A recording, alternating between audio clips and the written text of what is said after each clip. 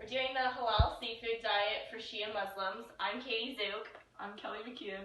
I'm Diego Mayorga. I'm Brett Holtz.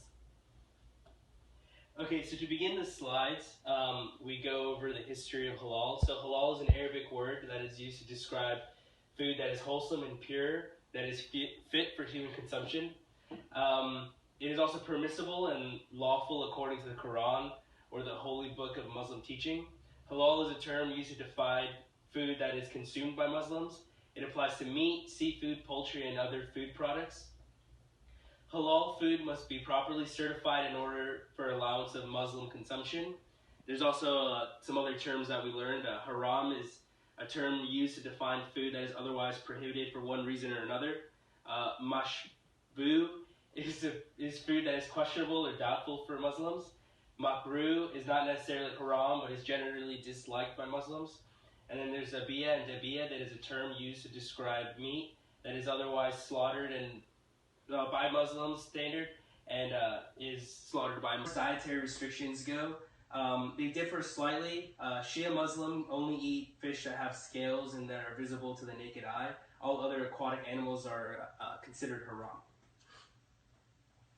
And then here we actually put pictures, and we actually made a chart so you could tell. So halal would be trout, salmon, cod, and halibut. And then haram would be catfish, squid, crab, and lobster. Both lists are samples of what are permitted and prohibited by Shia Muslims. However, they do not include all seafood. So these are the control points for halal. The first control point is remove non-targeted products, such as crab, shellfish, and turtles. The second control point is stabilizers should be halal. So sorbitol, egg whites, gelatin, etc. should all be from a halal source. The third control point is packaging should be halal. Materials used for packaging should be halal and not controversial. So these are just some of the general guidelines for seafood. Unlike other foods that come from animals such as meat and poultry, there are no requirements for slaughtering sea animals similar to land animals.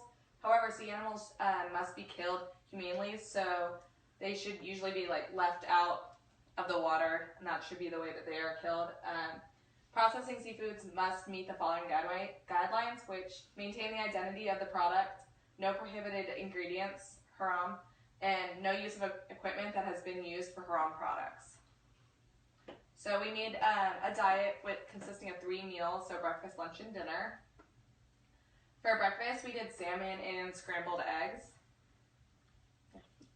So the list of ingredients is a ½ pound of skinless salmon fillets, 6 beaten eggs, milk, chopped dill, and toast. And for directions for cooking it, you're supposed to cut the salmon fillets into large cubes and season with salt and pepper, and then saute the cubes in oiled nonstick skillet over medium-high for about 5 minutes until the salmon is opaque. And then reduce the heat to medium and add the eggs, a splash of milk, and some dill. Season and cook, stirring until the eggs are just set, and then serve with some toast. So for this breakfast, to be halal, for a Shia Muslim, one must buy halal eggs, salmon, milk, and bread. This can be indicated on the packaging of these products, so you can just look for the logo showing that they're halal. Salmon is halal due to the fact that it has scales and is killed humanely. An example of halal salmon would be a Gorton packaged frozen salmon fillet, which you can get at Walmart. Eggs must come from a halal animal. Much like the eggs, the milk also must come from a halal animal, like a cow. And then also look out for halal bread. You want to purchase bread that is pure and does not contain any haram or mashbu products. An example of halal bread would be Pepper Ridge Farm 100% whole wheat bread. So this is lunch. For lunch, I have lemon halibut with spinach. So the baked halibut, you're going to need 1 small chopped onion, 4 4-ounce halibut steaks, 1 clove of garlic that's minced, a 1/4 teaspoon of salt and pepper, 3 lemons, 2 squeezed and 1 sliced. You're going to set the oven to 400 degrees.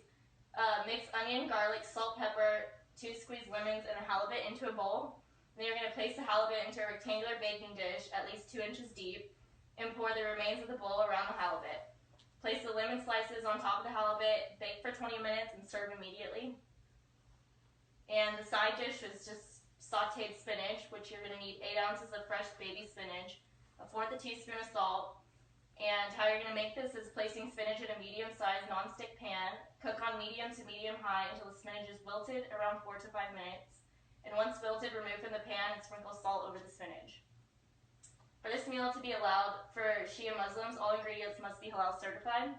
These can be found on the packaging of the food item.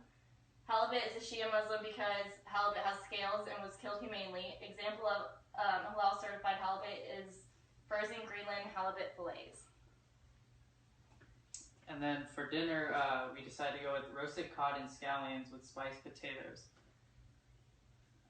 The list of ingredients you'll need for this is going to be 46-ounce pieces of skinless cod, halibut, or striped bass fillet, but we chose cod. So 1 pound of small red potatoes, which is about 12, sliced quarter of an inch thick, 2 bunches of scallions that are trimmed, 2 tablespoons of olive oil, a half a teaspoon of chili powder, kosher salt and black pepper, and 1 lemon. So to cook this, you're going to heat the oven to 425 degrees Fahrenheit on a rim baking sheet and toss the potatoes with 1 tablespoon of the oil, the chili powder, half teaspoon of salt, and quarter teaspoon of pepper. Roast for 20 minutes until golden brown and tender. Then you're going to place the fish and scallions on another baking sheet and use the remaining tablespoon of oil and season with half a teaspoon of salt and a quarter teaspoon of pepper. Then you're going to peel strips of zest from a lemon using the vegetable peeler and sprinkle them on the fish. Make sure you reserve the lemon. After the potatoes have cooked, place the fish in the oven and roast it until it is cooked throughout and the scallions are tender, which takes about 12 to 15 minutes. Then you're going to take the reserved lemon and cut it in half and squeeze it over the fish, and you serve the fish and scallions with the potatoes. So in order to be considered halal for Shia Muslim, all the ingredients must follow halal control points and must be properly certified. So for codfish, it's considered halal for Shia Muslims because it's a fish with scales. However, the packaging which it comes in, it must meet halal material. So an example of halal cod would be HEB Alaskan cod fillet, sold at the fish market around $6.67 a pound and packaged in plastic with paper bag. And fruits and vegetables such as lemons, scallions, and red potatoes are halal as long as it's not mixed with alcohol. And the chili powder, salt, and pepper are considered spices and seasonings and therefore must only have halal components and must not be cross-contaminated with haram or non-halal ingredients. Finally, olive oil is considered halal since olives are considered fruits and oil comes straight from the olive. So in conclusion, the price variation between halal seafood and regular seafood is slim and it can vary from market to market and region to region. In conclusion, the halal food market is based on the teachings of the Quran and the pricing and availability varies wherever you go. And these are our references.